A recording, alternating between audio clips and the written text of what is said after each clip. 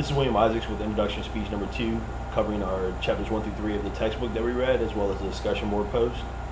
The first thing I took away from the reading this week was not to expect perfection, but as Ms. Moran illustrated in our example on the assignment page, I think she's pretty much covered that in and out. But it is something that is great to say out loud. I do strive for perfection in everything that I do.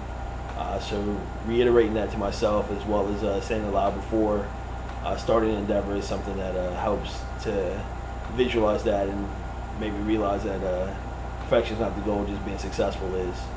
Another thing I took away in the reading was talking about to prepare for things.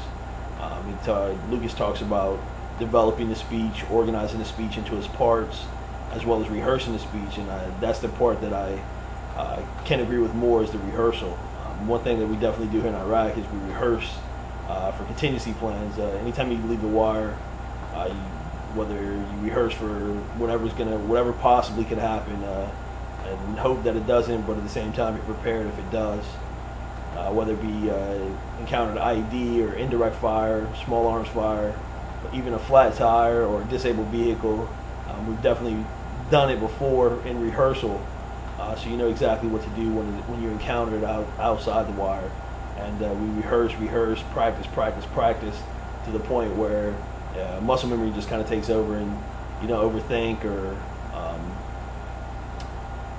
you kind of try to take a chance out of the equation, and you know exactly what to do for yourself as well as your battle buddies. Another thing I took away from the reading this week was not judging or prejudging the reader or the speaker.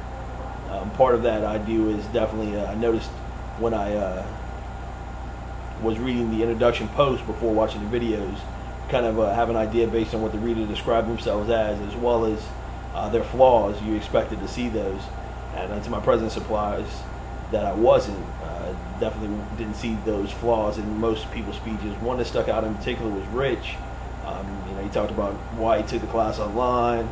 It's definitely not a strong suit, and he's definitely felt at ease and didn't seem nervous whatsoever. He just kind of spoke and kind of had an aura about him that drew you in, and it was very peaceful and tranquil, and he definitely came off in his video that way versus somebody who would be nervous and anxious and what have you. So good job, Rich. Kudos.